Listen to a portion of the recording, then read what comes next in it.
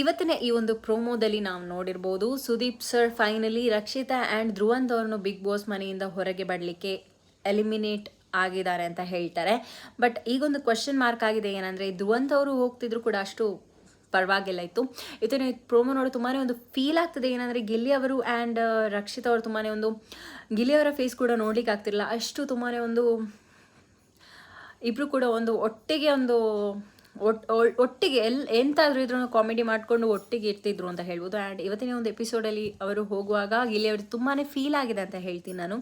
ಕಾವ್ಯ ಅವರಿಗಿಂತ ಜಾಸ್ತಿ ಅವರು ಗಿಲ್ಲಿ ಅವರು ರಕ್ಷಿತಾ ಅವರ ಜೊತೆ ಇರ್ತಿದ್ರೆ ಇನ್ನಷ್ಟು ಒಳ್ಳೇದಾಗ್ತು, ಈಗ ಅವರಿಗೆ ಫೀಲ್ ಆಗ್ತದೆ ಅಂತ ಹೇಳ್ತೀನಿ. ಆ್ಯಂಡ್ ಇನ್ನೊಂದು ಕಡೆಯಲ್ಲಿ ಏನಂದರೆ ಬಿಗ್ ಬಾಸ್ ಸೀಕ್ರೆಟ್ ಟಾಸ್ಕ್ ಕೊಟ್ಟಿದ್ದಾರೆ ಅಂತ ಕ್ವಶನ್ ಮಾರ್ಕ್ ಆಗಿದೆ. ಕ್ವಶನ್ ಮಾರ್ಕ್ ಅಲ್ಲ, ಇದು ಕನ್ಫರ್ಮ್ ಆಗಿದೆ ಅಂತ ಹೇಳ್ಬೋದು. ಸೀಕ್ರೆಟ್ ರೂಮಲ್ಲಿ ಇಬ್ಬರನ್ನು ಕೂತ್ಕೊಳ್ಳಿಸ್ತಾರೆ, ಧ್ರುವಂತ್ ಆ್ಯಂಡ್ ರಕ್ಷಿತಾ ಅವರು. ಆ್ಯಂಡ್ ವಿಷಯ ಏನಪ್ಪ ಅಂದರೆ, ಧ್ರುವಂತ್ ಅವರು ಹೋದರೆ ಕೂಡ ಅಷ್ಟು ಫೀಲ್ ಆಗ್ತಿರಲಿಲ್ಲ, ಯಾಕಂದರೆ ಅವರು ಟಾಸ್ಕಲ್ಲಿ ಆಗಲಿ ಈಗ ಫೈಟಿಂಗ್ ಏನೆಲ್ಲ ಇರ್ತದೆ ನೋಡಿ, ಆದರೆ ಫಾರ್ ದಿ ಫಸ್ಟ್ ಟೈಮ್ ಇಂಥ ಒಂದು ಪರ್ಸ್ನಾಲಿಟಿ ಅವರು ನೋಡಿದೆ ನಾನು ಬಿಗ್ ಬಾಸ್ನಲ್ಲಿ. ಹೀಗೆ ಅಂತ ಇದ್ದರೆ ಅದು ಇವರು ಮಾತ್ರ, ಯಾರು ಧ್ರುವಂತ್ ಅವರು ಮಾತ್ರ. ಆ್ಯಂಡ್ ರಕ್ಷಿತಾ ಅವರು ಈಗ ಇಬ್ಬರು ಕೂಡ ಸೀಕ್ರೆಟ್ ರೂಮಿಗೆ ಹೋಗ್ತಾರೆ. ಹೇಗಿರ್ತದೆ ನನಗಂತೂ ನಿಜವಾಗ್ಲೂ ಗೊತ್ತಿಲ್ಲ, ಯಾಕಂದರೆ ಧ್ರುವಂತ್ ಅವರಿಗೆ ರಕ್ಷಿತಾವನ್ನು ಕಂಡ್ರೆ ಆಗೋದಿಲ್ಲ, ರಕ್ಷಿತಾ ಅವರಿಗೆ ಧ್ರುವಂತ್ ಅವರನ್ನು ಕಂಡ್ರೆ ಆಗೋದಿಲ್ಲ.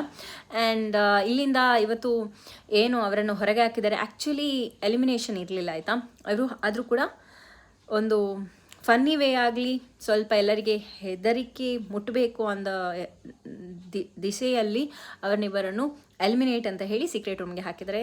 ಬಿಲ್ಸಿ ಹೇಗಿರುತ್ತೆ ಅಂತ ನಾನು ತುಂಬಾ ಎಕ್ಸೈಟೆಡ್ ಆಗಿ, ನೀವೆಲ್ಲರೂ ತುಂಬಾ ಎಕ್ಸೈಟೆಡ್ ಆಗಿ ನಾನು ಎನಿಸ್ತೀನಿ. ನೆಕ್ಸ್ಟ್ ವೀಡಿಯೋದಲ್ಲಿ ಸಿಕ್ಕ. Until take care, bye. Subscribe ಮಾಡಿ ಅಂತ ಹೇಳಿ. Love you all.